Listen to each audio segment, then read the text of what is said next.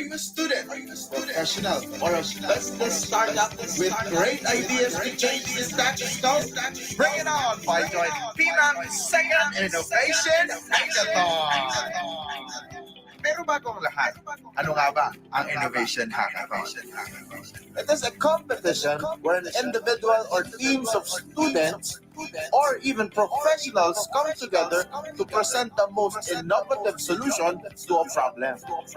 The final concept, prototype, or presentation will be pitched to a set of judges. And this year's hackathon theme is all about breakthroughs in employee experience through agility and innovation.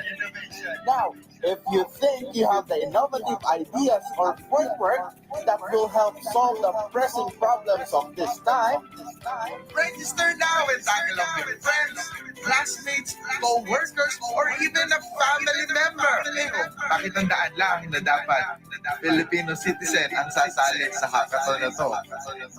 So what are you waiting for? Visit our profile and check the link in our bio for the registration and get a chance to win cash prizes and also get a chance to meet business and HR leaders across the country.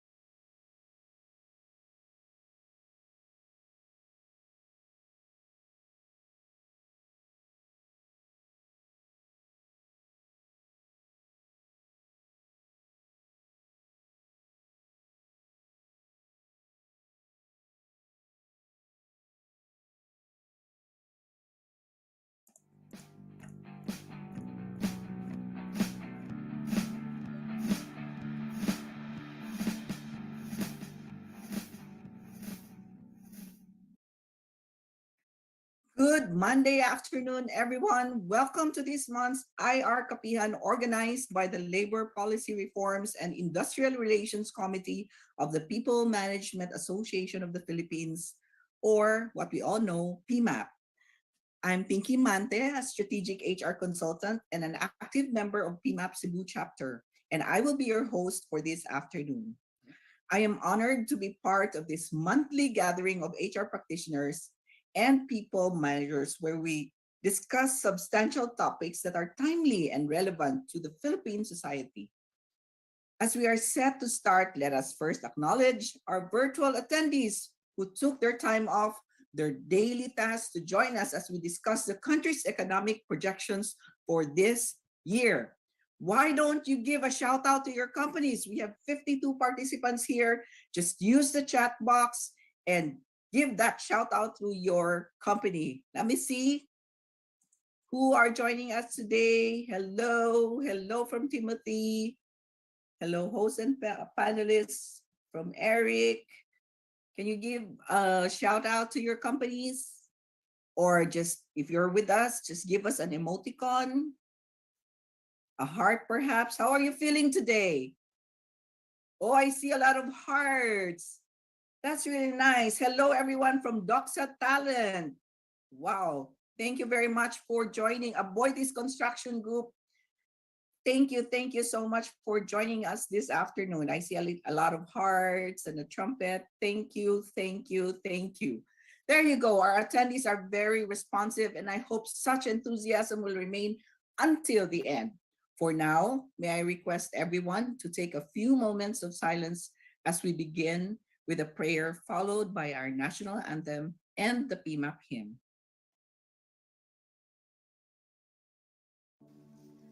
Dear God, thank you for the opportunity to meet together. Please help us to come together to make this institution reflect your kingdom. Breathe life into our ideas and decisions. Help us build a team that has love and respect at its heart. Give us the strength to continue working for your kingdom in this time of pandemic. Lord, come give us the inspiration to be the best we can be. May we be a shining example of your goodness and truth within, wherever we are. Inspire our thoughts, discussions, and ideas, and continue to remind us that all that we do here today, all that we accomplish, is for the pursuit of truth for the greater glory of you. We ask these things in your name. Amen.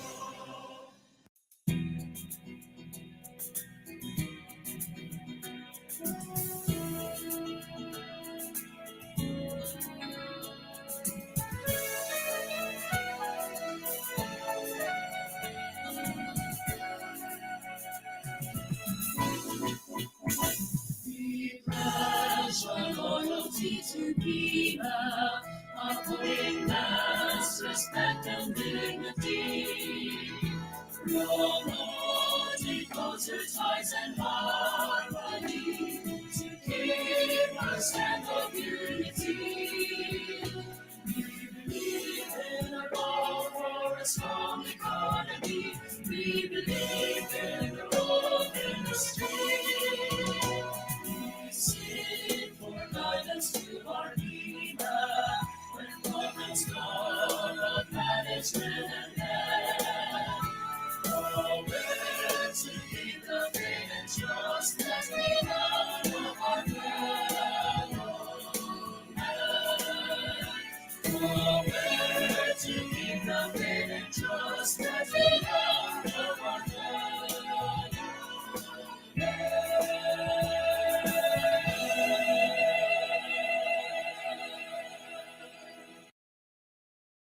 Once again, good afternoon, everyone. And thank you for joining us in this month's PMAP IR Kapihan with the theme, What Awaits for the Philippines, the country's economic outlook for 2023.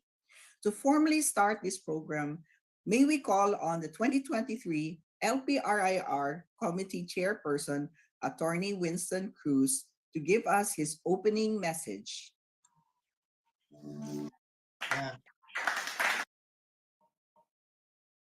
Okay, good afternoon.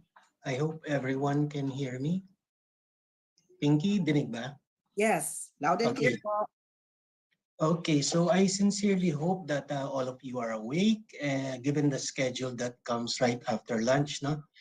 I would like to extend my sincerest appreciation to Mr. or Dr.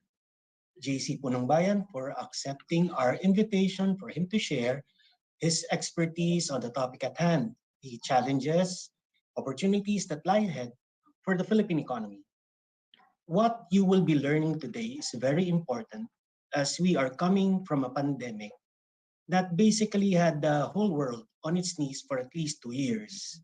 To date, we are still reeling from the effects of COVID-19, and I personally do not know uh, how to get back to where we were, or alam ba natin where that was. In my more than 50 years of existence, hindi ko nasasabihin kung ano yung eksaktong after 50 na yun. Recent events have somewhat shook me to a state of, let's call it, disbelief. You have your, ano bang pwede mong i-recall na mabilis? Rise in the prices of sugar, rice, vegetables na mas mahal pa kaysa sa karne, yung legendary at scary prices ng sibuyas. It jumped to as high as 800, and imagine 800. And I think now nagsasettle na siya to the 80, 120. The last that I went to Balintawak, 80 to 120 na per kilo. And almost all of the basic commodities. Now you add this to the mix ng ating educational system. You have your K to 12, right smack. Nahuli tayo ng COVID-19 just when we were doing K to 12. If you're going to ask me if K to 12 is working, ang sagot ko, ewan. Now we have virtual learning. Ang daming students nakagraduate, not even seeing what their classrooms look like, or not even seeing what their classmates look like in person. Mga nag-graduate siguro, nalugi yung kanta ni Sharon Cuneta na High School Life. Yung mga bata dyan, i-google nyo. Kanta ni Sharon. Pati kanta ni Raymond Tauchenko, yung Farewell, google nyo ulit. Eto, hindi nyo na kailangan google. Siguro pati si Jose Marichan, kailan lang ulit nakalabas yung Christmas in Our Hearts niya. Pasungaw-sungaw lang yan eh. Pero kailan na lang ulit yung kanyang Christmas. Pero seriously, meron pang more than a year war between Russia and Ukraine. I think ang laki ng epekto nito. I was told sa feeds and, if I'm not mistaken, fertilizer. Pero on a not so serious side, idamay mo na love life ni Chris Aquino tsaka ni Mark Libiste. Di ba ang gulo? Yun yung latest daw eh, si Mark Libiste. So, saan po tayo patungo? I guess what sums up what I want to tell everyone, again, dun sa mga bata, is captured by yung kay Wency Cornejo. I think after Image yata yung pangalan ng banda niya. Yung song na Next in Line, I don't know if you people, young people, know that. Pero I'm pretty sure yung mga young people, next in line. Oh, nag-google na yan ngayon. Uso na si Dr. Google at saka si Mr. Google eh. I'm pretty sure hinahanap nyo na ngayon. And do not expect that I will sing that song for you. I'm not built for that. Just know that somewhere in the song are these lines. Basahin ko para eksakto, no? What has life to offer me when I grow old? What's there to look forward to beyond the biting cold? What's there between sleep, eat, work, and this cruel life? Ain't nothing else round here but human strife. These are the questions we've got to face. For in this cycle that we call life, we are the ones who are next in line.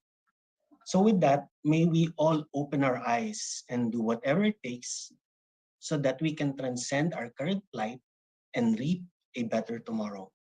A pleasant day to one and all. Thank you.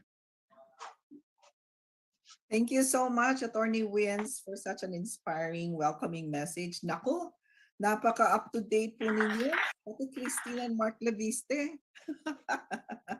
Hindi naman daw totoo eh. Ewan. Okay, I'm sure everyone is so excited. So at this point, let us all welcome our moderator for this afternoon's IR Kapihan, the Assistant Vice President and Chief Economist of Security Bank Corporation, Mr. Robert Dan Roses, to introduce our speaker this afternoon. Thank you. Hi, good afternoon, everyone. Thank you, Miss Pinky, Attorney Winston. Good afternoon. Um, okay, so yeah, I'm here to introduce our speaker, Dr. JC Punong Bayan, no, who is an assistant professor at the University of the Philippines School of Economics. He earned his PhD from UPSE in 2021, where he also graduated summa cum laude and valedictorian in 2009 and was awarded the Jose Encarnacion Jr. Award for Excellence in Economics and the Gerardo P. Sicat Award for Best Undergraduate Thesis. He previously worked at the Securities and Exchange Commission, the World Bank office in Manila, the FEU Public Policy Center, and the NEDA, the National Economic and Development Authority. His research interests are macroeconomics, Philippine economic history, education economics, and development economics. JC also writes a weekly economics column for Rappler.com.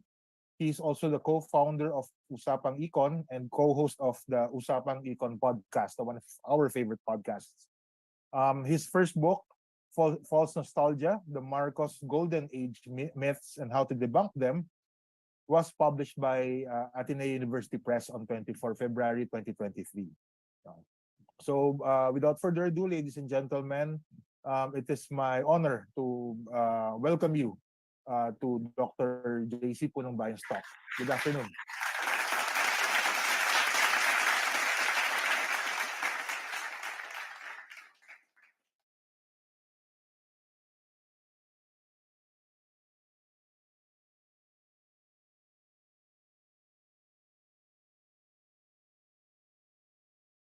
Hello everyone, good afternoon. Pasensya na kayo, hindi ako nakasagot agad dahil biglang pumasok sa room yung dean namin dito sa School of Economics. Kinakamusta kung okay ba tong kinalalagyan ko. Pero yun, good afternoon everyone, and I'm very happy to be with you this afternoon to give you some of my insights or some of the things I've seen when it comes to the state of our economy and the data that back it up.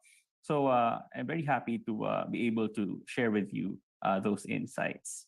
Sige, so for this afternoon, I'll be focusing on a bit of a briefer on where the Philippine economy is right now and what we can do in the future. Ano yung prospects natin as a nation? Ano yung mga challenges that are faced by us or we will definitely face in the coming months and years. And what we can do about it. So tulad nung nabanggit kanina na actually we're coming from this very deep pandemic recession at alam natin na kapag may recession ibig sabihin na nag-downturn yung ating ekonomiya, and in fact noong 2020 the economy collapsed by 10%. So kapag tinignan natin yung GDP or gross domestic product, this captures yung total production in the economy. And unfortunately because of the lockdowns and the businesses that closed down during the pandemic, ay nagkaroon tayo ng massive recession. So you can see that from this graph right here. But we are beginning to recover from that kind of era. And in fact, fairly quick naman yung recovery natin. So in 2021, merong ganong klaseng bounce back. And then in 2022, we have finally gone beyond yung pre-pandemic level of production. Just as a side note, itong ganitong klaseng pandemic recession is quite rare. And the last time we had a crisis of this magnitude was in the dying years of the Marcos dictatorship, where the economy collapsed by a total of 14% in 1984 and 1985. Since then, yung growth natin has been quite rocky. You can see the ups and downs here.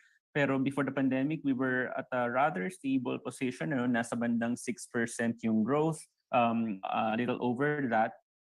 Pero ayun, this actually encapsulates some important episodes in our economic history. But the good news is we're recovering somehow, pero we're not there yet. Nireport ng Philippine Statistics Authority that in 2022, the economy grew by 7.6%. And that is quite high. And in fact, the Marcos administration lost no opportunity to boast that it was the highest growth rate of the economy since around the 1970s during martial law. However, you need to note, kailangan meron ditong klaseng caveat when it comes to how to read these statistics. Kung saan yung 7.6% na yun ay meron ng kasaling parang base effect doon, kung saan we're coming from the pandemic recession as I mentioned, at hindi pa kasi talaga tayo naka-recover noong 2021 against which the economy is being compared in 2022. So any kind of recovery coming from that episode will really register as a high growth rate. And it's only in 2023, this year, that we'll see growth rates normalizing somewhat. And then this is the more important point to make, that kasi yung ibang economists kontento na sila kapag tayo ay nakabalik doon sa pre-pandemic level of production, which we did in 2022. However, this is not the definition of recovery that many economists ascribe to. Masasabi mo naka-recover ka na from that kind of permanent reduction in output kapag kasi meron tayong path na tinatahak before the pandemic, yung output natin pataas ang pataas, and we want to be able to get back to that trajectory as soon as possible. However, the scars of the pandemic are really quite deep, and it will take many decades for us to get back to that trajectory. So ito, yung blue, yan yung actual GDP natin before the pandemic, and then bumagsak siya. And then the task at hand is to make sure that we get back to that trajectory, itong yellow na ito, if the pandemic had not happened. So itong green line na to, if you can see it, if we want to recover by 2028, the economy needs to grow by about 9.4%, which is quite high and actually, frankly, impossible to reach. And if the Marcos government settles doon sa growth natin last year, which is 7.6%, and the economy grows by that magnitude year in, year out, since from starting this year, you can see this purple line right here. Ito yung tatahakin natin na trajectory. And you can see that we will actually never be able to catch up to the growth that we were supposed to be enjoying if the pandemic had not happened. When in fact, many other countries have already gone back to this trajectory, pero tayo, hindi eh. So you might say, in fact, that the 7.6 growth that we saw last year is not that at all impressive compared to how the government is letting it on. Na parang, maganda na yung growth rate natin, pero actually we need to be growing at a much faster rate. So that's the overall backdrop, but let me focus now on specific issues that may or may not accelerate that growth. And in fact, many of these issues that I will be raising are some of the things that will stifle that kind of recovery. So the first would be the cost of living crisis, yung pagmahal ng presyo ng mga bilihin, otherwise known as inflation, which the government has committed to reduce, pero they're not really doing a lot of, they're not, progressing enough in this regard. So let's explore inflation issues this afternoon, and then followed by agriculture. They also make it appear that they focus on agriculture, but in fact, we have seen in the past months some of the mishaps or some of the policy missteps that they have committed that actually make things worse. There's no other way to put it. And then the education crisis. If we're talking about recovery in the coming decades, we need to be able to address as soon as possible this education crisis. And let's look at some statistics showing how dire the situation is. And I'm sure many of you at TMAP will be quite interested here. Kasi meron din siyang implications, for example, on the quality of the labor force later on in the coming decades. So this is really quite important. And then more urgently, we are facing a potential energy crisis if the supply of natural gas reserves in Malampaya run out by 2027, which is just a few years from now. So we have a small window to act in this issue. Sige, let's start with the cost of living crisis. And just to show you that inflation has already breached 8%. In fact, tumaas pa nga siya to 8.7% in January this year. And in a couple of days, we'll know how inflation fared in February 2023. Pero with inflation now at 8.7%, it is the highest since November 2008 or in 14 years. And it's also way above the target of the Bangko Sentral. Dapat ang inflation nasa 2 to 4% lang. And yung 8.7 is more than twice the upper target of the Bangko Sentral. So very, very urgent concern right now is how to abate inflation, especially since the economic managers of President Marcos have already claimed that starting this year, inflation will abate, pero unfortunately, that has not come to fruition yet. We can actually break inflation down into its different components, and you can see here that about half of inflation is actually due to food and non-alcoholic beverages. So actually, the Department of Agriculture is in a great position if it wants to control inflation by making sure that there is sufficient supply of agricultural products and their prices are stable. However, you can see here itong green bars that the contribution of food to inflation has actually been increasing continuously.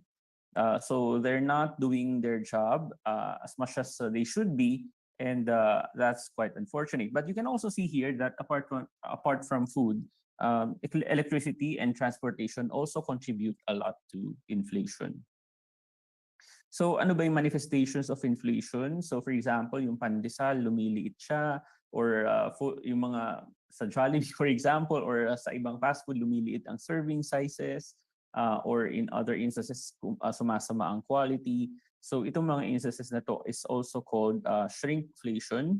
Kapag same yung presyo pero yung pagtaas ng presyo is manifested doon sa deteriorating quality of the product.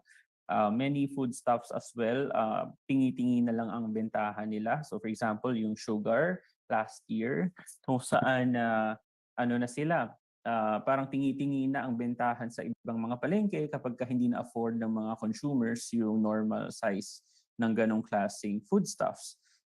So, ayan. And then ito, yung sibuyas more recently, kung saan sa sobrang mahal, sa sobrang nagkulang ng sibuyas sa Pilipinas ay naging parang luxury item na siya, or something that's actually worth smuggling into the country, whether it's OFWs or actual smugglers na yun, parang dahil sa dire shortage ng sibuyas, which if you think of it, is a totally avoidable problem. However, they were not able to avoid it because of bad policies when it comes to the importation of sibuyas. This one shows you a further breakdown of food inflation. So you can actually identify kung ano yung mga food items that contribute to inflation. So you can see here yung itong medyo ano bang kulay ito. Medyo may pagka-teal siya na kulay. This one refers to vegetables. So ito na yung mga sibuyas, halimbawa na talaga nagkakakulangan, yung presyo ng sibuyas umabot ng 600, 700 pesos per kilogram, and that tends to further inflame inflation, so to speak. And then you can see as well here the contribution of yung yellow bars, which is meat, and then yung purple, which is fish, yung pink, which is sugar, and then yung blue, which is flour and bread. So, anong nangyayari? In the past couple of months, within the Marcos administration, more and more foodstuffs are contributing to inflation, and their contributions are actually increasing. You can see here the contribution of rice as well. Now, some people fear that there might be a rice shortage now dahil sa mataas na presyo ng abono at maraming nag-scale back ng kanilang rice production in the past couple of months. So there's that concern, pero thankfully wala pa namang ganitong klaseng shortage. However, and yung sibuyas nag-normalize na rin, nasa bandang 200 na lang thereabouts yung presyo ng sibuyas. So ganun. maraming mga foodstuffs contributing to inflation, and the agriculture department is in a position to manage the prices of these foodstuffs. This one just shows you the extent to which onion prices increased from end 2021 to end 2022. In some instances, lagpas 700 pesos per kilogram. And overall, the inflation rate of sibuyas reached about 200%. Pero even more drastically would be even more drastic would be the increase of siling labuyo. In some instances ay umabot pa ng 300% yung inflation rate nila. So in a way, outlier naman itong sibuyas at sili when it comes to inflation. Many other foodstuffs have also increased prices, but not to the extent that onion and sili did in the past year. Ito yung sinasabi ko na in some regions like Central Visayas and Zamboanga Peninsula, they have scaled back their rice production in terms of volume of palay production and area of harvest. See that this is actually a manifestation of yung Russian invasion of Ukraine, which has led to an increase in fertilizer prices, as you can see in this next graph. Kung saan some types of fertilizers have actually doubled in price from September 2021 to September 2022. And this has dissuaded farmers from producing more rice. So many of them have scaled back their production, and that spells a reduction in supply in come harvest time. So apart from food, you can also see the increasing share of inflation due to household expenses, kuryente, tubig, etc. And you can see here that from late 2021 until present, lumalaki yung contribution ni electricity. And this has something to do with, for example, yung presyo ng oil prices, ng coal in the world markets, as well as yung kasi nagma-manifest ito dun sa generation charge. So anything that may affect the generation of electricity manifests dito sa inflation, sa contribution to inflation ng electricity. But apart from that, you can see as well the increasing share of rent. So as the economy has opened up, so balik na sa eskwelahan ang mga college students, for example, or yung mga manggagawa. So yung demand for housing units has also increased, and that has manifested in the rise of rental prices throughout the economy. So this tells you that hindi na lang siya food when it comes to the inflation that we're experiencing right now. And actually mas lumalaki yung share ng inflation due to rising demand as the economy has opened up. At ayun nga, parang the higher prices that we're seeing now are part and parcel of the economy's recovery. So this one shows you transportation. So you can actually see that when the pandemic struck, ay bumaba yung contribution ng inflation due to the operation of private vehicles like cars, etc. Kasi nga lockdown But in the past years, for example, from 2021, 2022, ay lumalaki yung contribution niya. And more recently, the contribution of passenger transport services, ibig sabihin yung pamasahe, whether sa bus, sa jeep, sa tricycle, etc. So this is also contributing to high inflation. Of course, other countries have also experienced inflation. In fact, mas malala pa nga siya in countries like Laos, PDR, and Myanmar as of kailan ba to? Mga bandang August 2022. And this has something to do with the movements of their exchange rates. So sa sobrang hina ng local currencies nila, that has led to a lot of inflation. Kasi kapag humihina ang piso, for example, ay mas mahal yung mga imported goods. And if you're a country that relies a lot on imported goods, then it spells high inflation as well. Another thing, merong tinatawag na core inflation kung saan kapag tinanggal mo yung mga items such as food and energy na volatile yung presyo, ano kaya yung itsura ng inflation? So you can see here that core inflation has actually continued to increase in the past couple of months. And this has concerned economists most of all kasi ibig sabihin nito, hindi na lang talaga food ang dahilan kung bakit merong inflation tayong nararamdaman ngayon. It's also because of non-food items including rent, and yung for example yung mga paglabas natin, yung sa tourism, etc.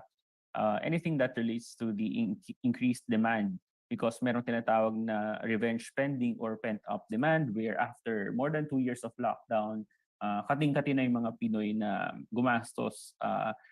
Kasi hodang, for example, meron umutang sila or mag-rely sila sa kanilang credit cards, they would really want to spend their money to make up for the lives that we lost throughout the pandemic, and yung pasyal-pasyal or labas-labas or kain ka sa restaurant, etc. So ayun, bumabawi tayo sa ganong klaseng spending, but unfortunately that has translated to higher inflation as well. So this one shows you, ayan na, kanina pala yan. Pero yun, sa pagtaas ng food prices here in the Philippines as well as globally, you can see just how much the real food price index has also increased. And many people are concerned that this might result in higher food insecurity, mas unaffordable na yung mga basic food items, and maraming magugutom basically. There might be widespread hunger, and in fact, the IMF and other multilateral organizations are expecting hundreds of millions to suffer hunger, acute food insecurity because of the cost of living crisis affecting the world. So what do we do against inflation? So one of the more important agencies would be the Bangko Sentral ng Pilipinas, which really has that mandate to make prices as low as possible and as manageable as possible to reduce its volatility. So as a direct consequence of the very high inflation rate, they have been increasing their policy interest rate, which orchestrates the interest rates throughout the economy. So pataas ng pataas yan, and ayun, kasi ano bang rationale nito? They want to increase the interest rates so that people will not buy new condos, new houses, new cars, kasi mataas yung interest sa mga loans that you will take out if you want to buy these items or real estate, for example. So ibig sabihin, wag muna kayong gumastos as much as possible, especially on things that you will need to take out a loan. Kasi nga, it will only contribute to the economy in terms of higher prices if demand increases. If many people want to buy condos, cars, etc., it will contribute to higher inflation. However, actually, what we're seeing in the past couple of months is that even with the higher interest rates of the BSP, actually people are still taking out loans. They're still using their credit cards. Even if, for example, kinaasan na yung interest rates that can be charged on credit card purchases. So ayun parang walang makakapigil sa kagustuhan ng mga Pilipino na gumastos. Gagastos sila, hahanap sila ng paraan to spend as much as possible. And so yun, unfortunately, this policy of the BSP of increasing its interest rate has not worked yet to fight inflation. Maybe later this year or maybe early next year, but not immediately.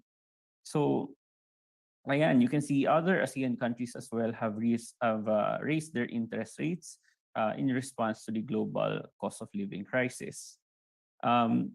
Another drawback, there's a drawback to raising interest rates, however, and ayun parang if the US increases its interest rate, so many investors will choose to put their money in the US rather than in the Philippines. So they would convert their assets, for example, into dollars that they will use to pay to, for example, buy securities or stocks in the US rather than in the Philippines. However, that increases demand for dollars, which has the direct impact of making the peso weak against the US dollar. And so you can expect that the peso will weaken against the US dollar whenever the US increases its interest rate.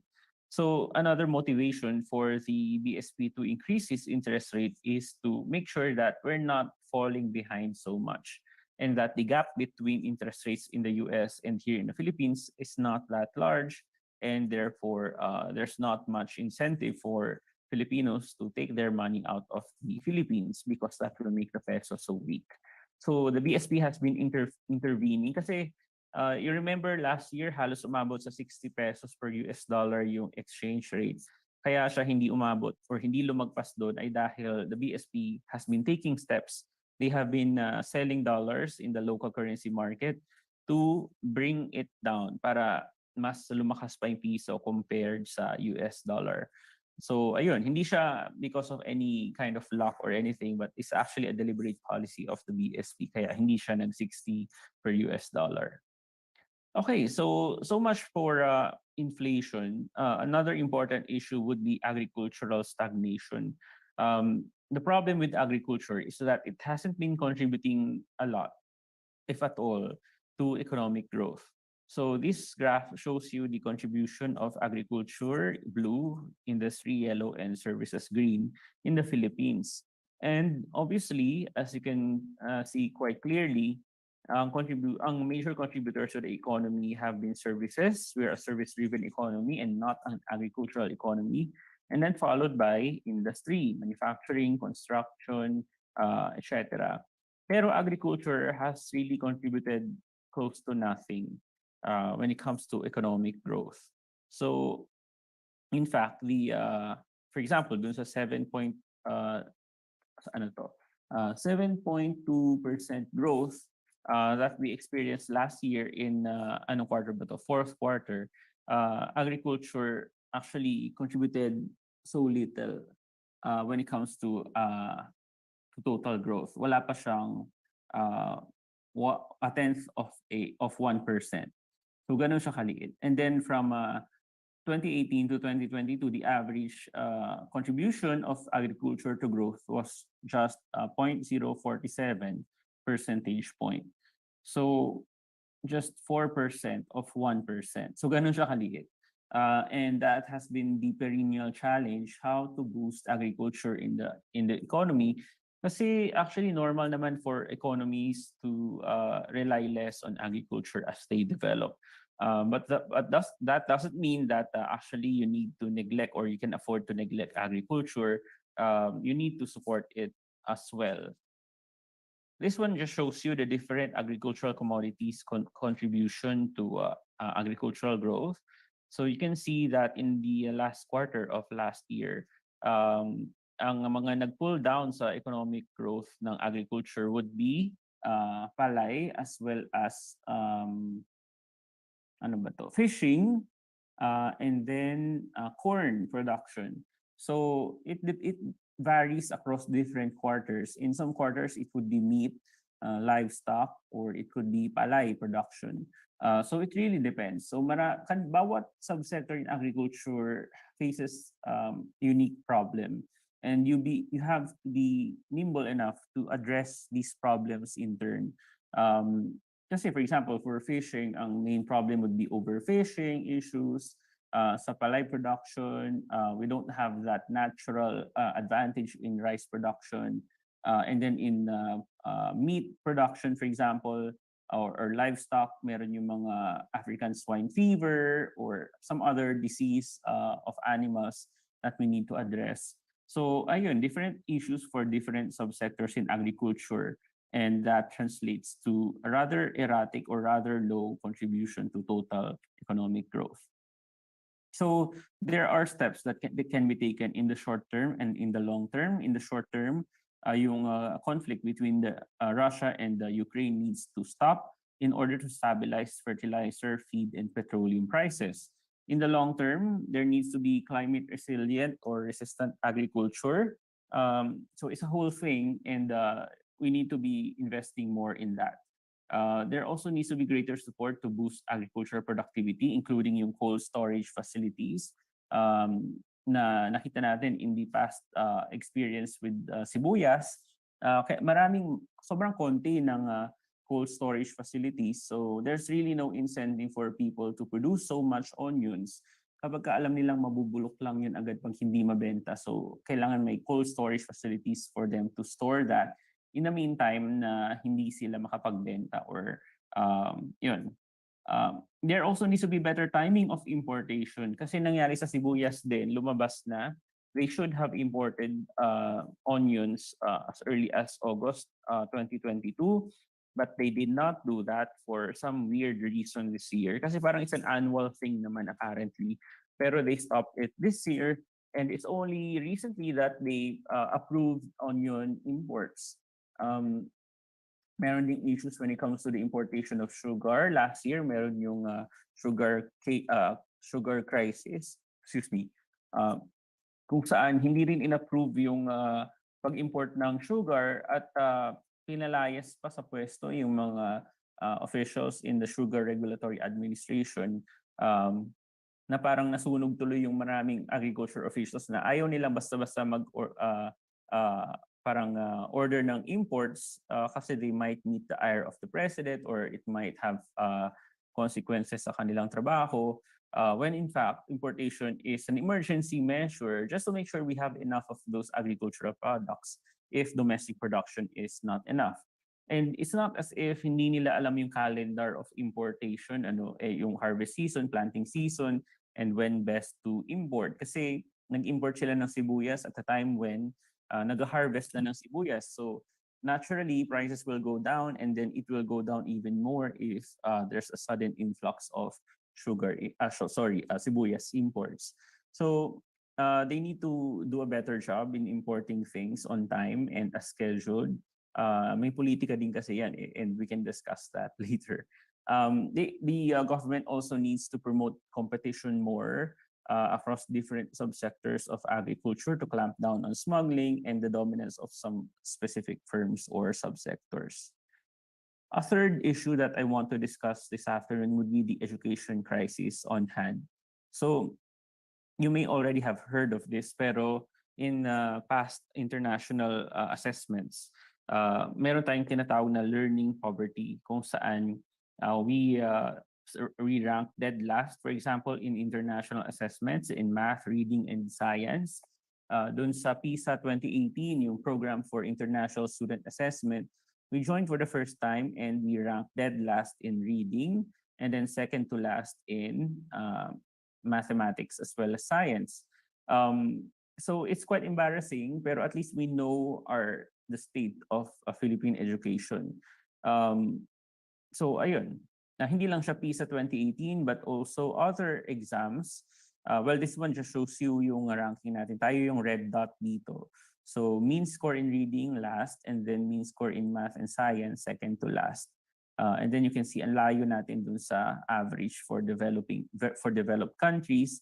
Pero hindi lang developed countries ang kasama dito. Kasama din yung Malaysia, Indonesia, Singapore, Thailand, and Brunei, against which nangulelat tayo basically. So this finding is corroborated by other assessments, including TIMSS 2019, yung Trends in International Math and Science Study, as well as the 2019 Southeast Asia Primary Learning Metrics. And ayun, kulela tayo. And this photo here shows you a kid who has difficulty reading a basic text. In Filipino na nga yan eh. Pero nahihirapan pa rin siya at his age to read that passage. And this came out in a report by a journalist who reported on the learning crisis.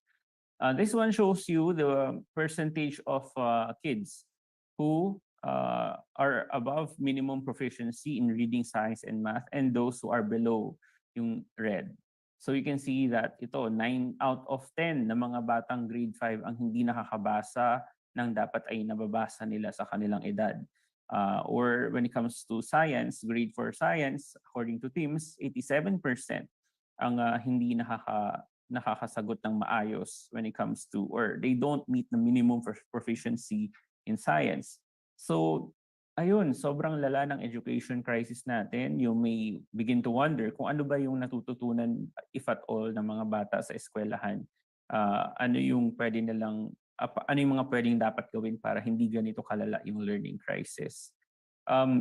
Some other studies show that, for example, many students feel hungry or tired when they come to class, kaya hindi sila makafocus, or wala silang resources at home like books or internet connection, or hindi sila natutulungan ng kanilang mga magulang sa kanilang homework or other things, so that contributes to their lack of learning in school.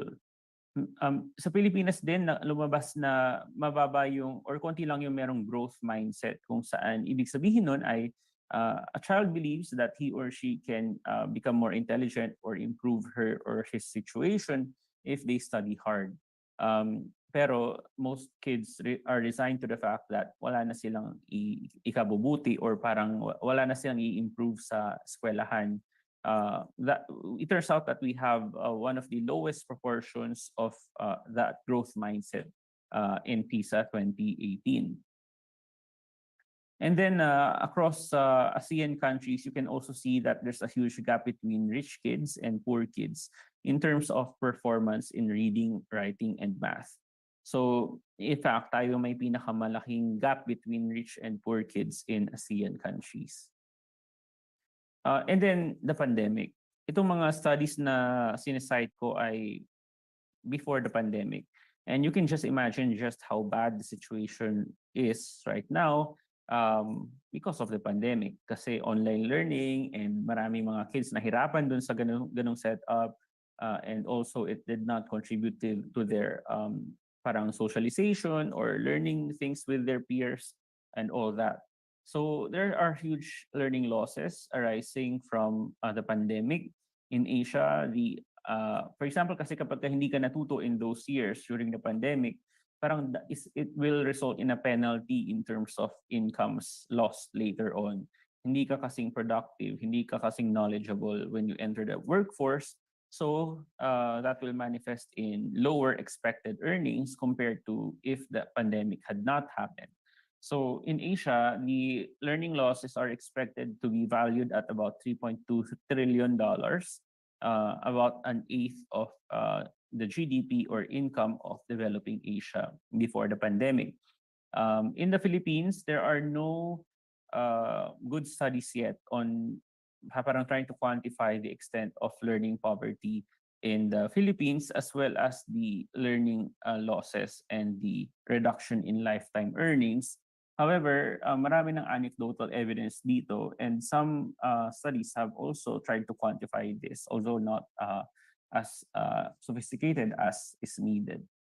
Pag mas mahaba yung school closure, mas malaki yung learning losses. And as you know, the Philippines had one of the longest school closures in the region and in the world, kung saan more than 2 years na-trap sa mga bahay nila yung mga estudyante natin.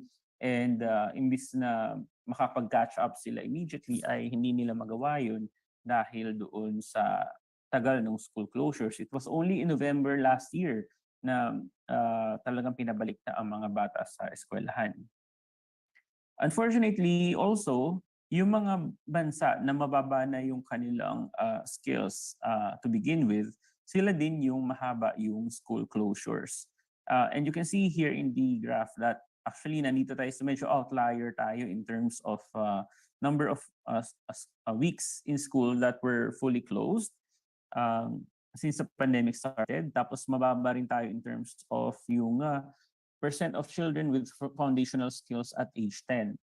So we're part of this group of countries na nabiktima ng pandemic in terms of education, and it will really take a long time for us to recover or to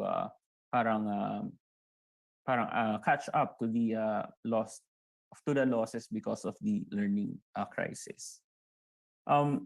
So similar to our analysis earlier about GDP, so you can think of education as a progression over time. Kids learn more and more as they stay in school. However, because of the school closure, so bumaba yung kanilang learning progression. So dapat, and then yung gap between the actual learning nila and what they should have learned by now ay malaki. So the trick is to implement policies to make sure that we are able to allow our kids to catch up as soon as possible in terms of those lessons na nawala or hindi nila naintindihan and they need to catch up. So those sorts of policies. Ayan, similar dun sa GDP analysis natin earlier. Okay, many possible factors behind the learning crisis, including, is it a matter of underspending? Is it a matter of not spending enough time in the classroom? Or is it because of the culture of mass promotions? Or is it because of overworked teachers? Is it because of denialism? Uh, Lumalabas na isa rin tayo sa mga bansa not spending nearly enough on education. So in terms of spending per pupil, nasa bottom tayo of the list in terms of PISA 2018. And you see the correlation between spending as well as learning outcomes. So in terms of that, actually, even if the Department of, even if education takes the lion's share of the national budget as enshrined in the Constitution, ay dapat we make sure as well that we spend enough on each child so that yun, mas maraming resources that can be enjoyed by our students. And unfortunately, hindi nga tayo gumagastos masyado or enough compared to what we should be spending. In terms of spending on education vis-a-vis GDP, the minimum should be at least 4% of GDP on education. However, the Philippines fall short of that. Nasa 3.2% tayo of GDP before the pandemic. So, doon pa lang sa aggregate amount that we should be spending ay kulang din tayo. It's also not because of time spent in classroom kasi it turns out that we're actually one of the countries, if not the country, that spends the most time in terms of schooling.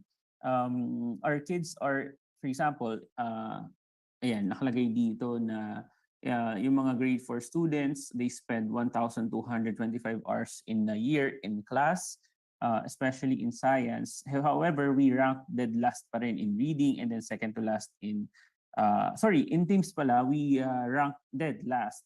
So it doesn't mean na kids are in school, it will automatically translate to performance when in fact it does not based on the data.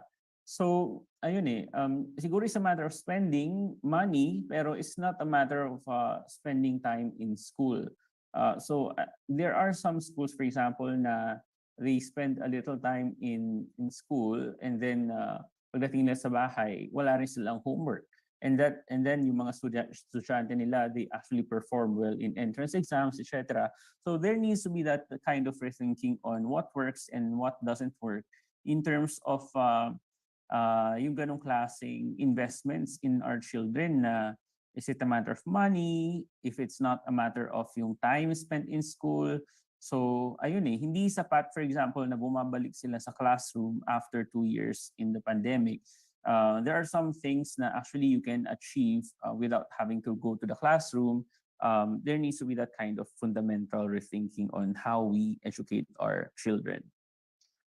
Then meron din yung issue about mass promotion, kung saan for the longest time, many teachers are incentivized to really allow children to graduate into higher grades, even without mastering basic learning, reading, and writing skills.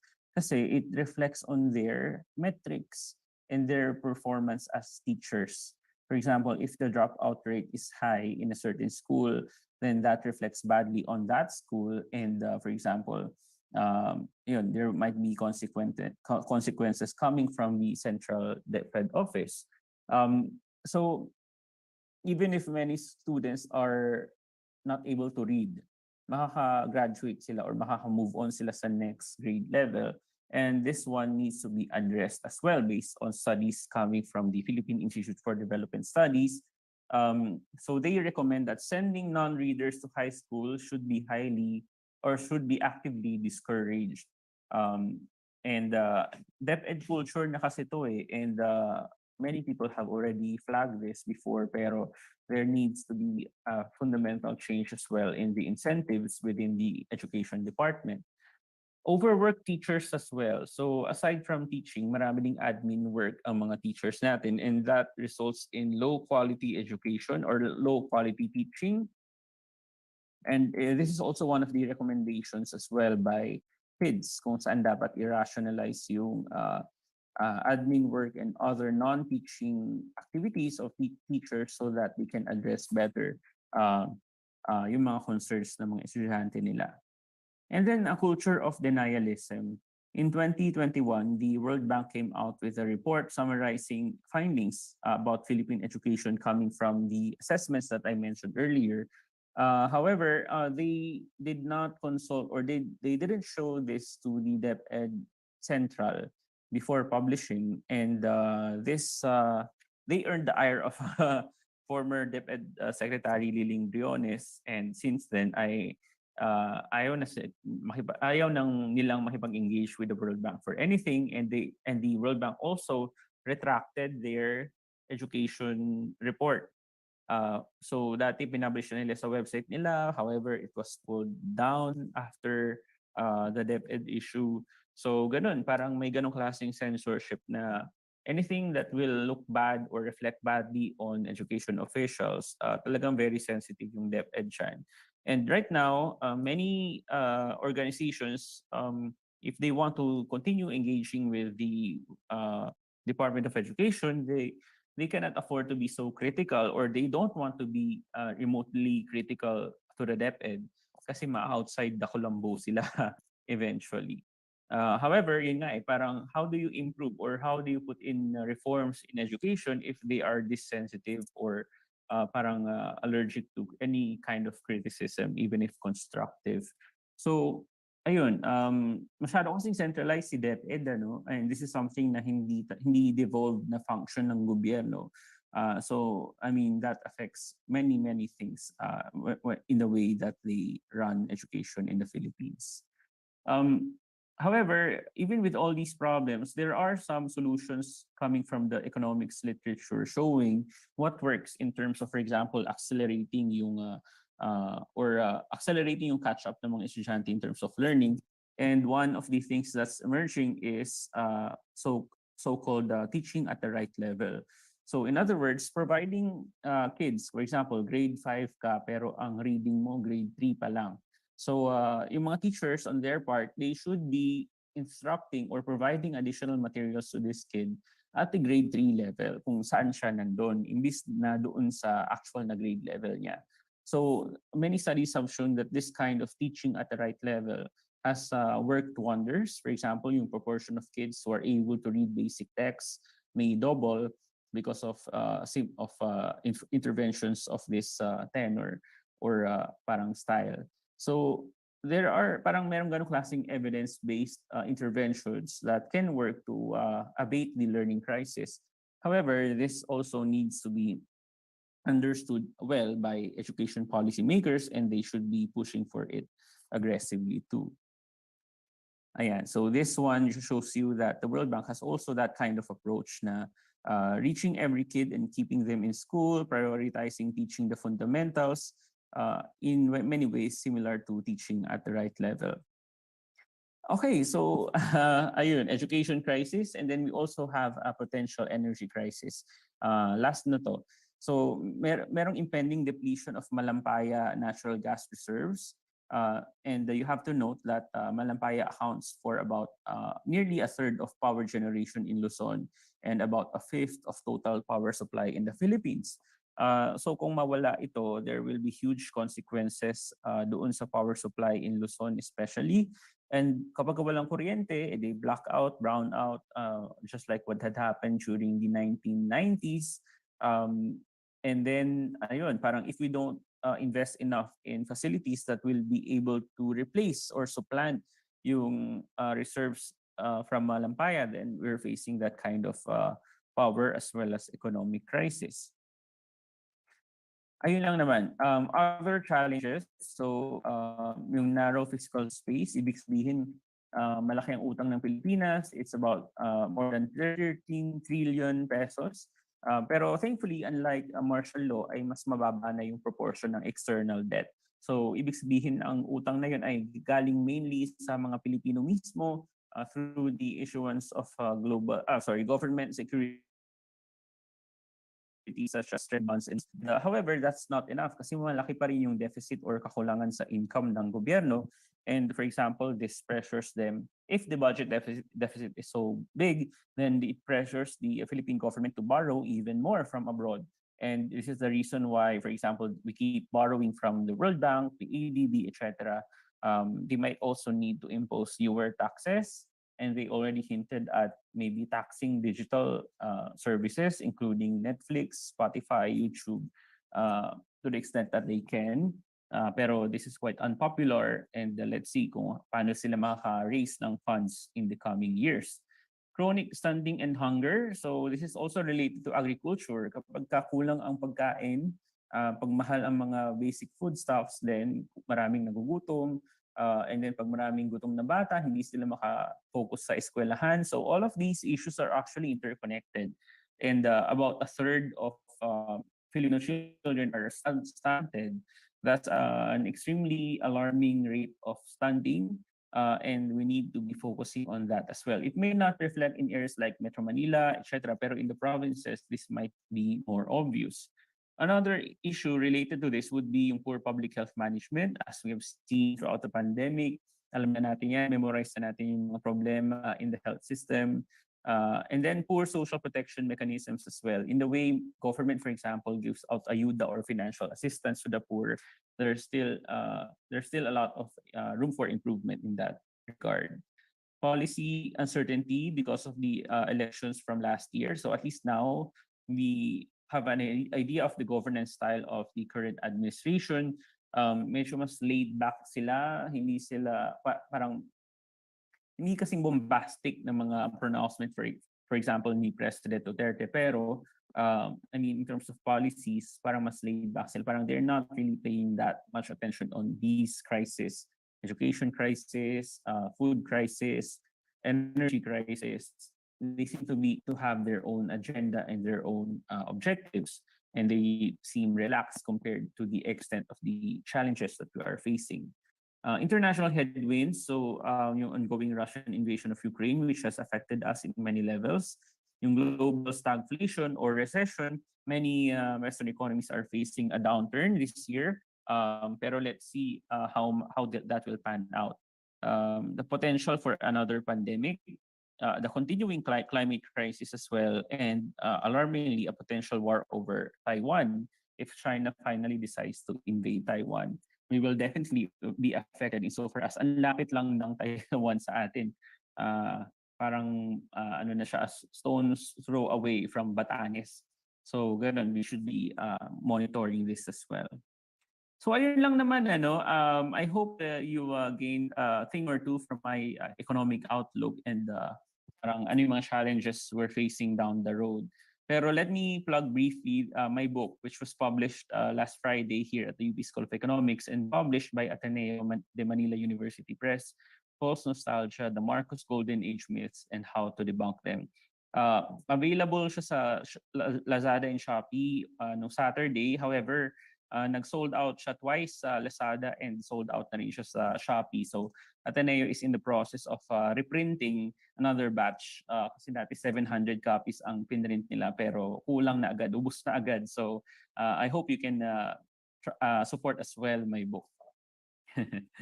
Yun lang naman. Thank you so much. All right. Yeah, so I guess congratulations are in order, Doc JC, no? I was actually trying to get a copy of your book, sold out kaagad. So anyway, I'm looking forward to the next batch, no? Okay, so yeah, so I guess well,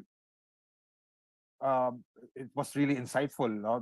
As always, no? I think the theme that we have basically centers around three major areas. No, one is growth. No, that includes agriculture. The other one is inflation. No, so perhaps later on we can discuss how to combat this, no, and how to reduce load on companies and employees. No, because inflation is part of the wage setting made by companies at the start of every budget process. No, so that affects the ability of companies to hire as well, no? And then the last one is actually education, no? So actually growth, inflation, all this overlap, no? They overlap with the education fortunes, no? Or the human capital that we form. So with that, I'd like to welcome our reputed reactors for today's discussion. One is Mr. Eric Riego de Dios.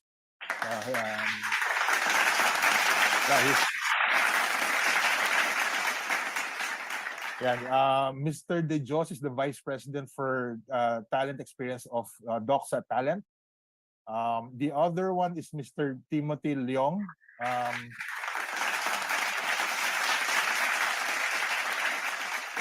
Mr. Leong is the General Manager of Metalcast Corporation. So welcome, gentlemen. And thank you as well for agreeing to react to this very insightful discussion. No? So so earlier I outlined the three major themes that we gathered from Dr. JC's talk. So actually the floor is open to your reactions. So who'd like to go first? Yeah, siguro, if I may, Robert. Yes, sir. Yes, sir. So, Call me Eric Dan. here. Yes, sir. Congratulations, Professor or Doc JC. It's a very insightful presentation, especially it's actually data-driven. That's why it makes it very, very, very, very intriguing because you're not actually prescribing. You're just detailing to us what the numbers, what the data are telling us, no? And you're putting things together so that we can have a personal takeaway from all of those information.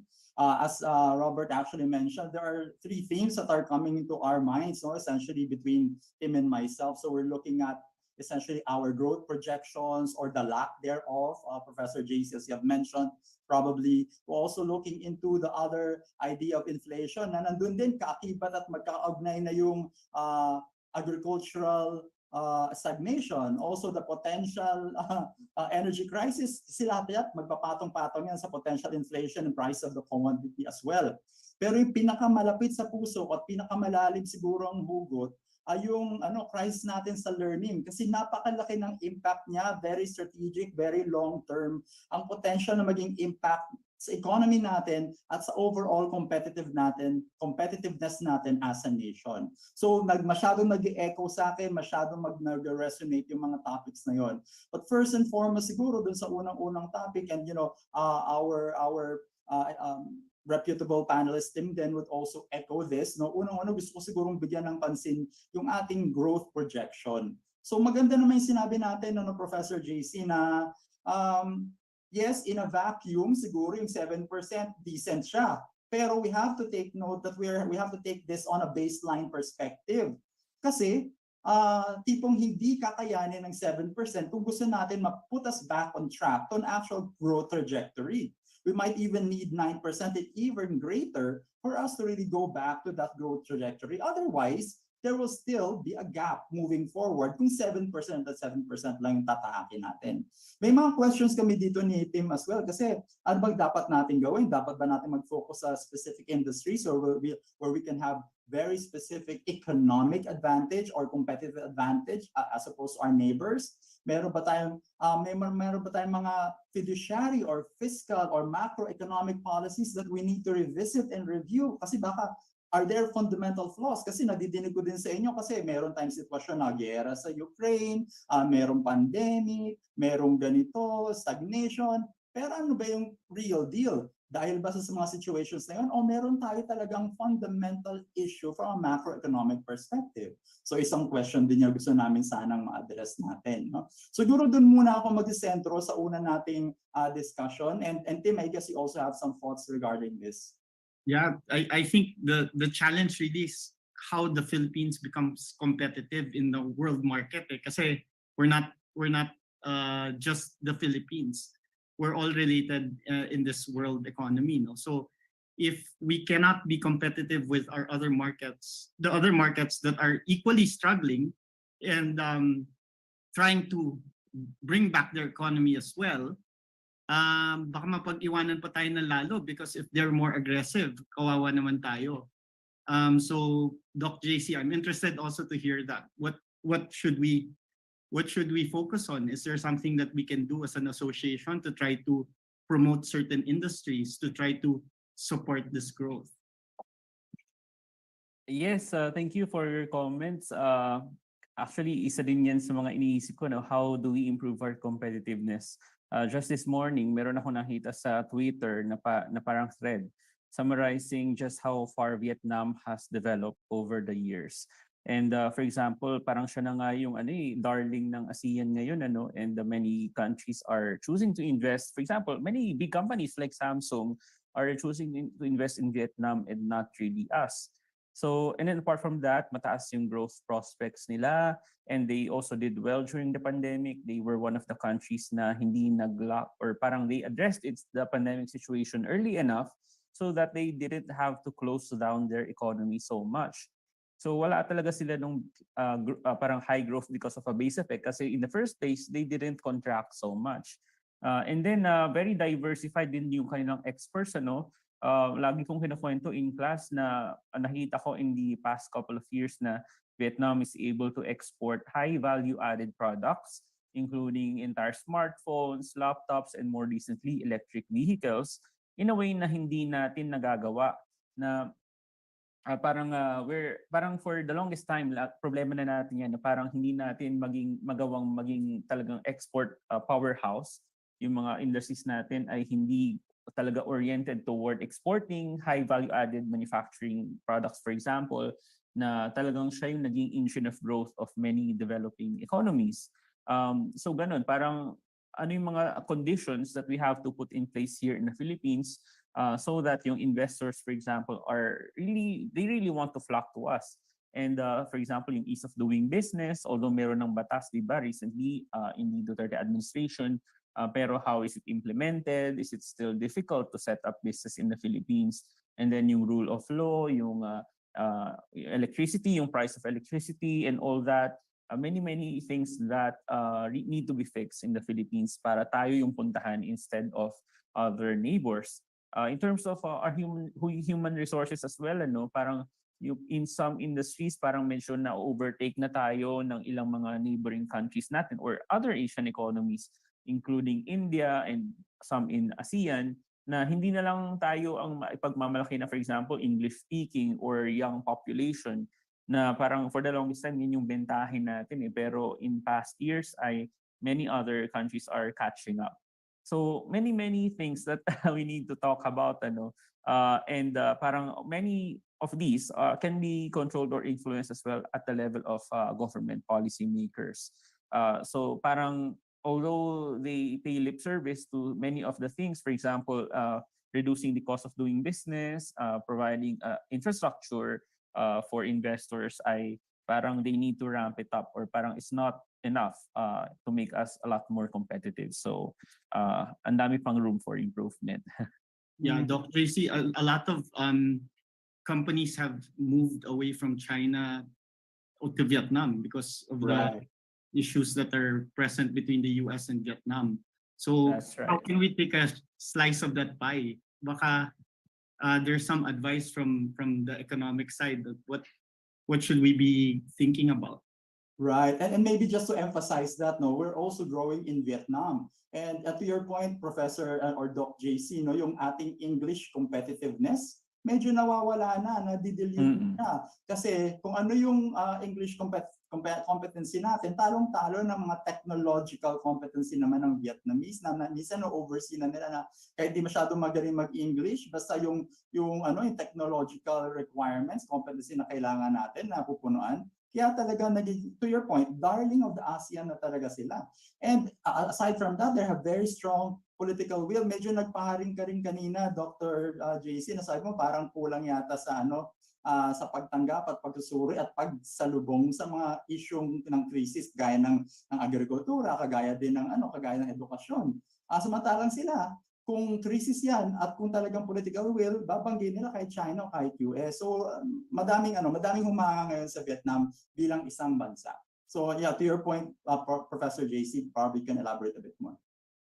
Yes, siguro just to add that kailangan maging nimble din tayo pagdating dun sa mga recent technological advances, including yung more recent na large language models like ChatGPT, kung saan there's a very real threat that many professionals, not just yung mga manggagawa talaga, no, kundi pati, I mean, every type of profession may be affected by this, including professionals like lawyers, doctors, even economists are not immune from this. Na parang we have to identify na, or how do we, kasi parang magkakaroon ng ramifications yan dun sa education system as well, na if we can rely on these things to, for example, make reports or write essays, etc., ano yung value added natin as people, as professionals, as workers. na hindi kayang gawin itong ganitong klaseng technologies. And then parang we have to change the way we teach our children na parang instead of banning these technologies, we should be embracing these technologies and just adapting to ano pa yung maiaambag natin alongside these AI technologies. So that's another challenge na siguro the DTI may be looking into it or other agencies, pero parang we should be parang talking about it more kasi talagang it's a turning point, I think, in the way we do things, in the way we work, in the way we produce goods and services. So yeah, it's quite groundbreaking.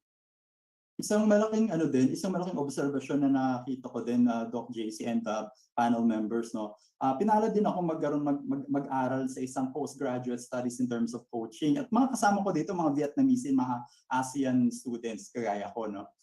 Medyo mangha ako kasi kung English at English may habol tayo, so walang problema, medyo na-establish natin yon.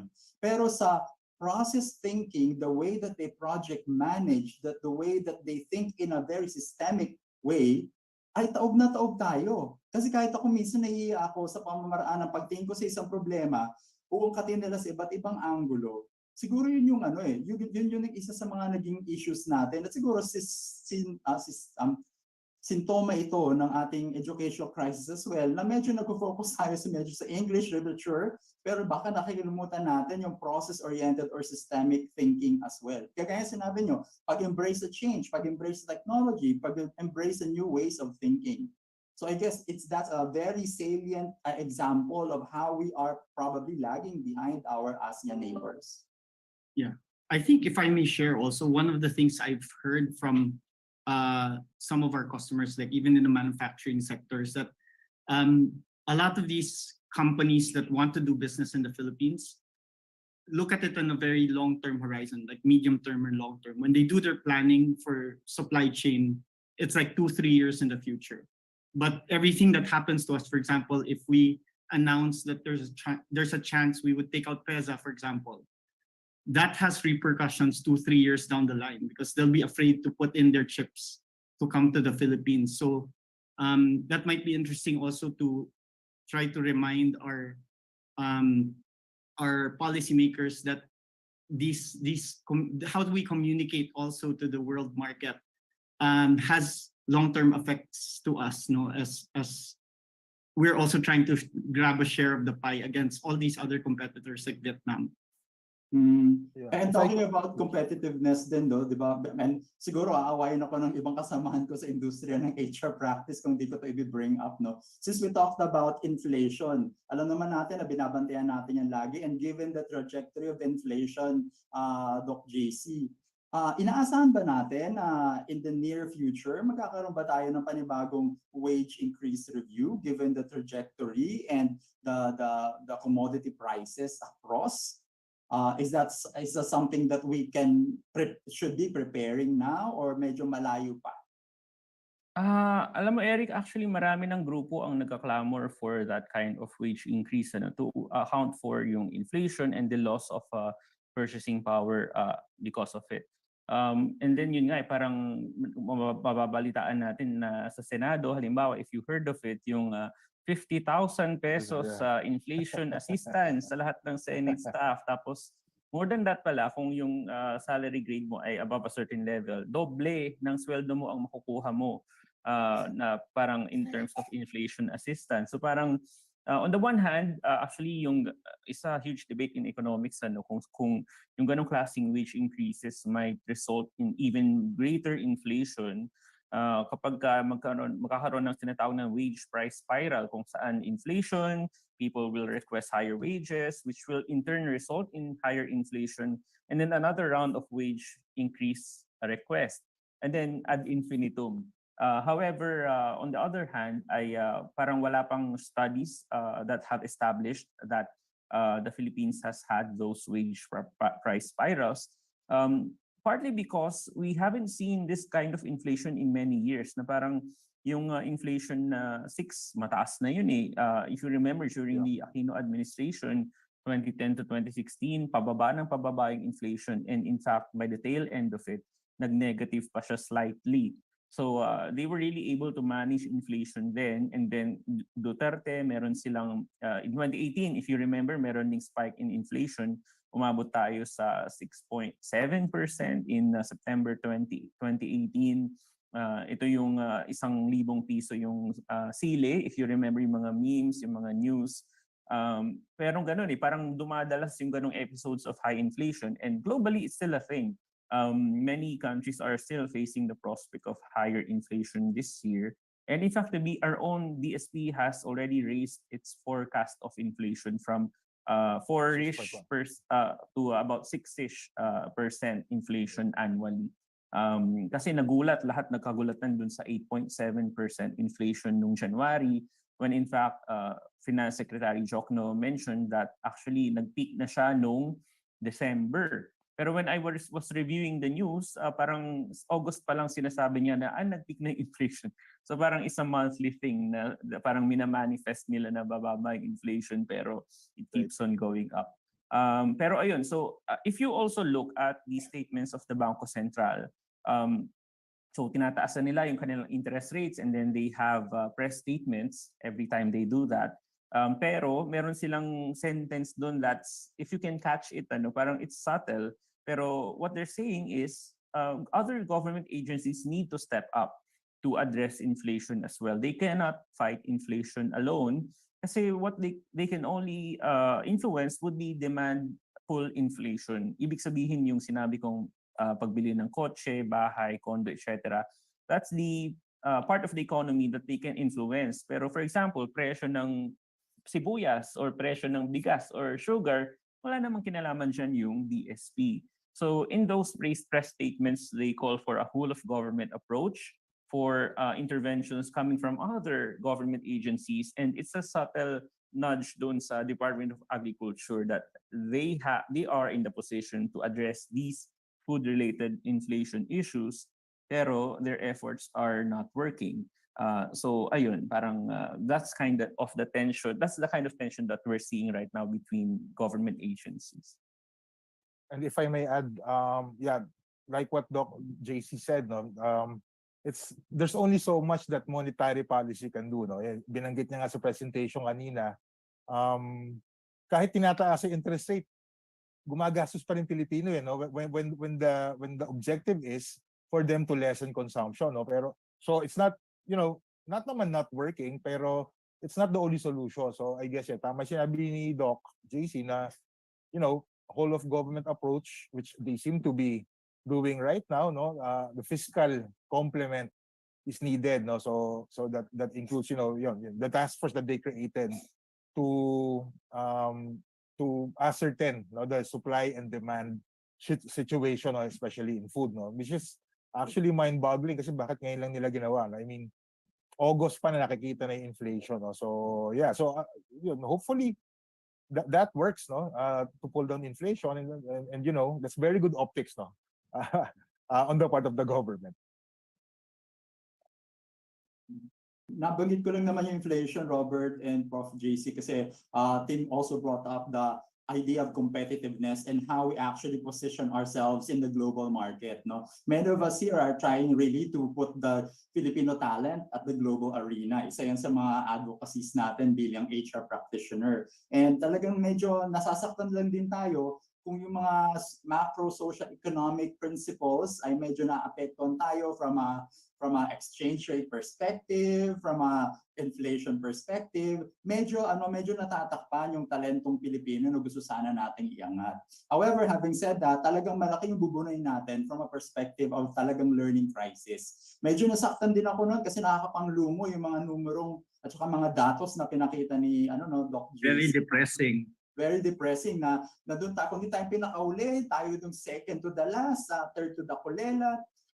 So talagang wala tayo sa honor roll na nakakahiya. Of course, gusto natin nandun tayo sa forefront, especially if it's something that it talks about education, because it has, again, I said, a strategic impact and would actually define our long-term competitiveness as a nation. Anyway, having said that,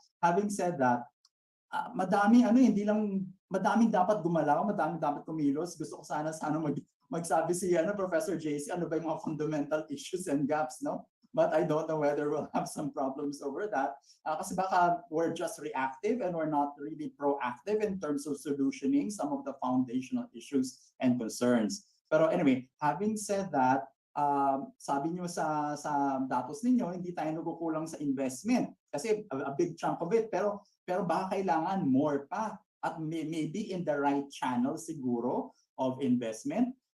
The measure siguro we're not measuring it the right way kasi sabi nyo nga ang measurement to minsan pagpasa ng mga estudyante kasi yun yung metric ng guro eh. Pag hindi mo pinasa yan, di ibig sabihin babagsak si guro, di ba? Tapos yung ano pa yung workload, and I don't know whether our teachers are teachers or just plain administrators, to your point, right? So I don't know what kind of the mix of the jobs they are. Are they focusing really helping the children, or are they focusing on actually just checking the boxes, doing their lecture book for the principals to review? I don't know. Baka we have to make a systematic change in terms of the educating the educator, so to speak, and measuring the success measures of the educators. But having said that, yung mga issues sa akin na probably beyond sa sistema, siguro I'm also appealing to our HR practitioners here and even people managers, kasi di ba we are all talking about growth mindset. Nakakapanlumo na tayo, nakikita natin mga estudyante natin, sila yung isa sa may pinakamababang score in terms of their growth mindset. Sabi nga natin, hindi naman kasalanan na mahirap kang ipanganak, pero siguro may kinalaman ka na kung mahirap ka pa rin after 10 years or 20 years after graduating. So, binibigyan ba natin ng kaampatang suporta at kaakibat na solusyon yung mga nangyayari sa atin ngayon? Naalala ko lang din, Robert and Professor JC, ako ay nag-graduate sa isang mababang paaralan ng Kapitbahayan Elementary School. So talagang it's a public school na hindi naman talaga prestigyoso. Naalala ko, madaming tumutulong sa amin noon na galing sa exclusive school, teaching us and providing us support so that we'll be able to learn more beyond what the teachers are actually giving us. So siguro, I don't know, given siguro din sa plataforma natin dito sa PMAP na restart, refocus, reconnect, to create a more regenerative probably work environment and education environment, isa siguro sa mga programa dapat nating tingnan. Kasi if it's about changing mindset, providing support to the parents of what kind of mindset and support they need to provide to their children, para magkaroon ng paradigm shift at sana makita ng mga estudyante na mayroon pa ring silver lining despite the things that are happening in our education system, na mayroong pagbabago as long as magbubuno at magtatrabaho at maglalagay ng kaampatang perseverance. Sir Eric, I got cut off, but I'm 100% behind your desire. I'm very sad with the growth, the low growth mindset data that Doc JC shared, no, parang and the nearest benchmark is 63%, which is anlayo. And yun yung two fears ko. Number one is if education is going that far behind, how close is the relation of values that we are learning in the society when education is being put to the side? Kasi nasasamay, we learn also values through this form of education, diba? Parang, I wonder if we have data that shows that. Parang that's such a scary thought. And the second point is that as an organization of companies that still need to survive and still need to be competitive, what do we have to do to reinforce that if the next 12 years or the next, kasi 8 plus 12, so that's a 12-year cycle of 12 years where people come to do as an organization and as a group of companies that believe in HR, believe in training. How do we actually support and reinforce that? I don't know if you have thoughts about that, Doc. Yes, yun nga. Actually, I need to talk to you guys even more siguro in future discussions kasi parang when it comes to that education crisis on hand, parang I'm really interested in knowing ano yung mga channels by which that will constrain growth in the future. And yung ganung klaseng HR issues, parang how these students parang parang move from school to the workforce and how they thrive in that environment. Parang I need your insights, guys. Kasi parang, ayun parang that's not really my expertise. Pero for example, some issues that are in my mind of hand would be, for example, maganda ba yung matching between ano yung skills that they develop in basic education and how do they carry that in the workforce? Or parang merong mismatch na nangyayari na, for example, they train or they specialize in senior high school in one thing pero hindi naman nila nagagamit pagdating sa workforce. I'm not sure DepEd is even looking into that na parang are they tracing these students and then following them later kung saan sila nag-work and then ano yung income nila or earnings nila once they are in the workforce. Yung ganun, I'm not really sure if they are doing that kind of study, which they should be doing. Kasi sa UP, for example, there are some efforts to trace these our graduates, ano. Pero I mean, we should be doing that on a large scale sa basic education system pa lang. Kasi for example, they say that a graduate from K to 12 should be employable already. Pero kids still choose to go to college anyway. And on the other hand, many businesses and corporations would rather hire people who have that kind of training in college compared to those who just finished K to 12. So I'm not sure if you have the studies in that regard, pero I mean, that's one of the things na parang we should be fixing. Kasi kung may ganong klaseng rigidities or constraints in the labor market, walang magandang match between students and employers, then parang saan tayo pupulutin, di ba, in terms of recovering fast enough when it comes to the economy. Yeah. Okay, at this point, let me probably ask one or two questions from the chat room. No, there's a lot actually, pero okay pa ba, Doc JC? Can you accommodate one or two questions? Okay. Yes, Okay. First question coming from Mr. Ray Araos. Okay, so ito medyo mainit na topic. No? How does tremendous corruption affect our economy? I recently learned that our corruption during the Duterte administration reached as high as 700 billion pesos.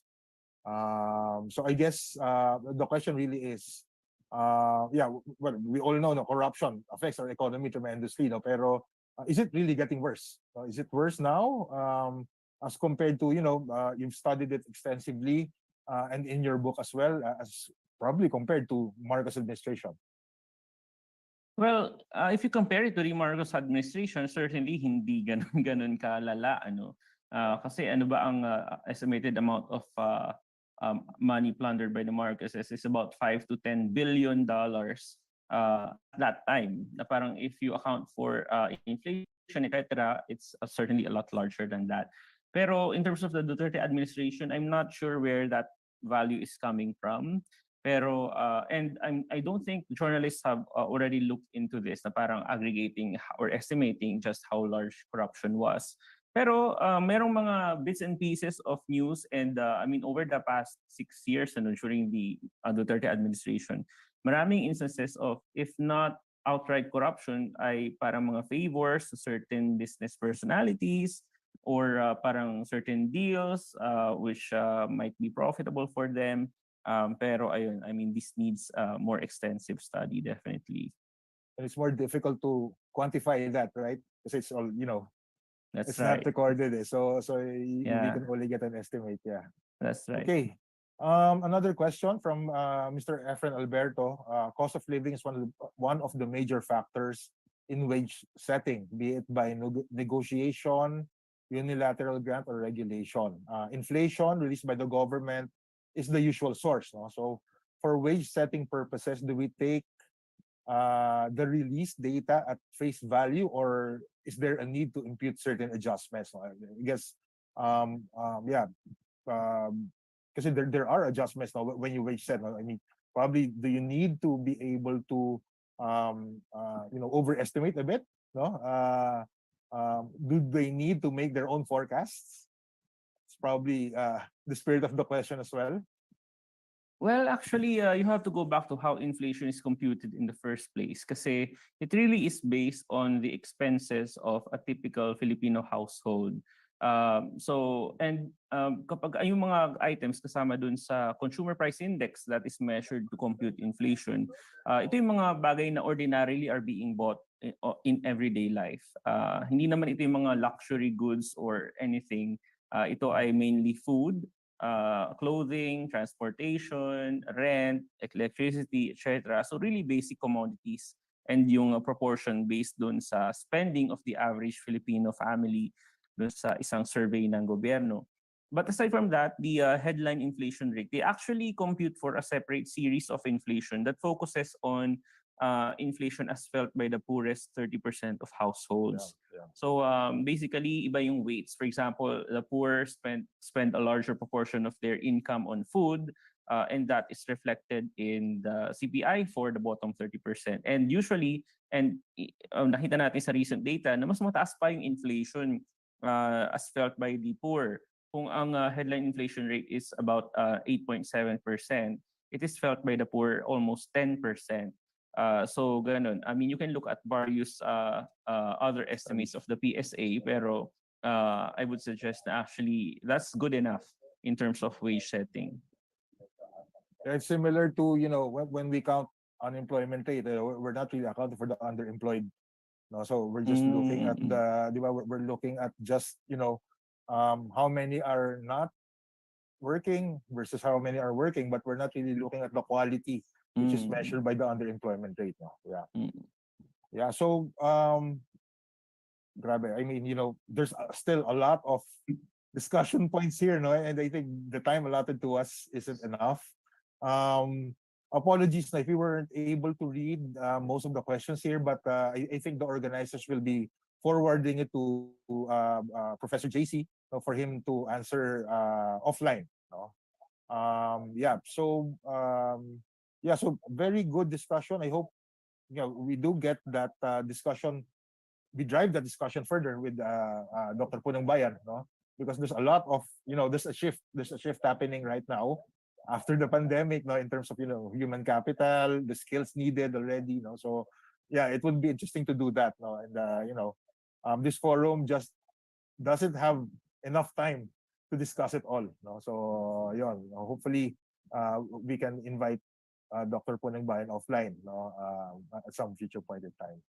But very good talk. Thank you. Thank you so much. Really appreciate it, Thank you for Professor. having me. Very, very enlightening and very fruitful presentation. Thank you so much. Thank you, Dr. Punong Bayan and Mr. Eric and Sir Tim. So right now, I think I'm turning this over to Miss Pinky again, for the closing remarks. Thank you so much, Professor JC, Sir Dan, Sir Timothy, and Sir Eric. What a very insightful afternoon we had despite a very short span of time. Just like Sir Dan, I have also my fair share of takeaways. Professor JC, you placed it into like four items that we need to watch out, so that we will be well aware of these conditions that may derail our growth, like cost of living, the inflation, agricultural stagnation, education crisis, potential future labor force natin yan potential energy crisis. No? What can people managers like us help out? How can we help out?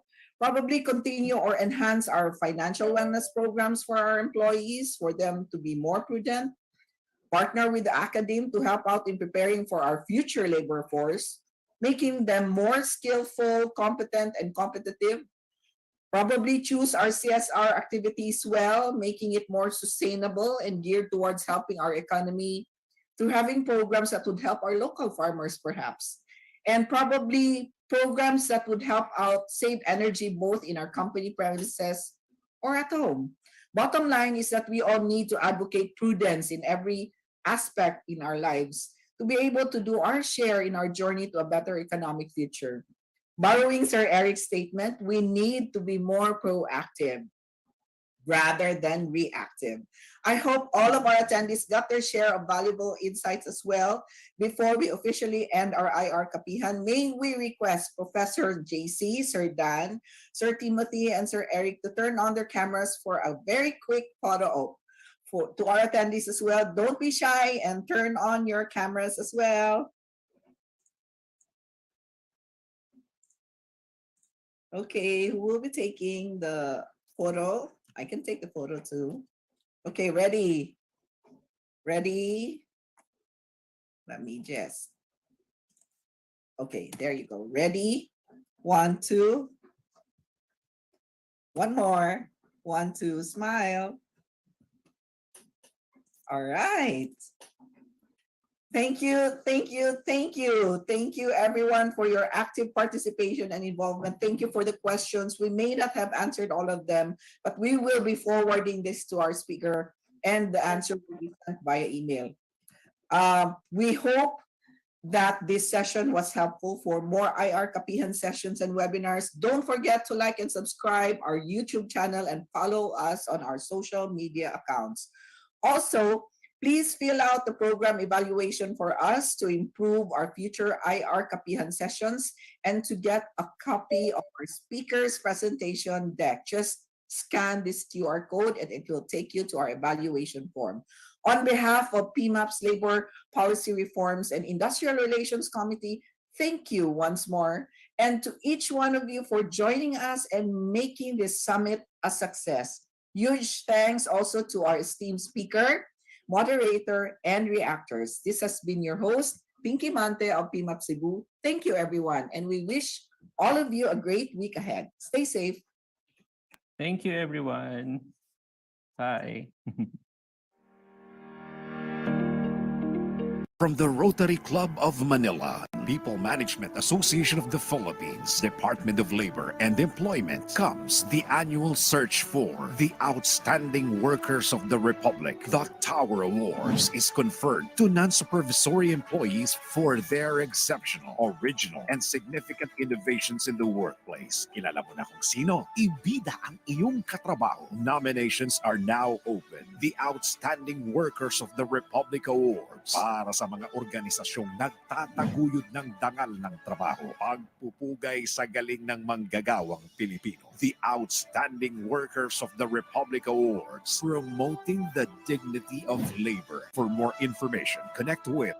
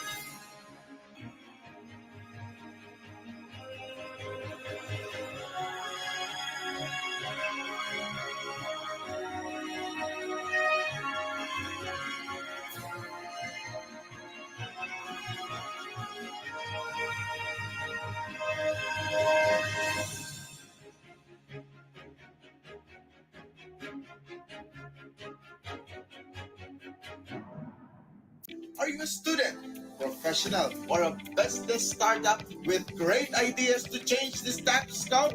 Bring it on by joining PMAP's second Innovation Hackathon! Pero bago ang lahat, ano nga ba ang Innovation Hackathon?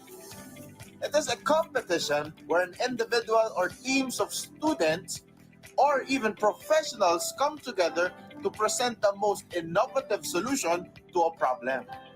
The final concept, prototype, or presentation will be pitched to a set of judges. And this year's hackathon theme is all about breakthroughs in employee experience through agility and innovation.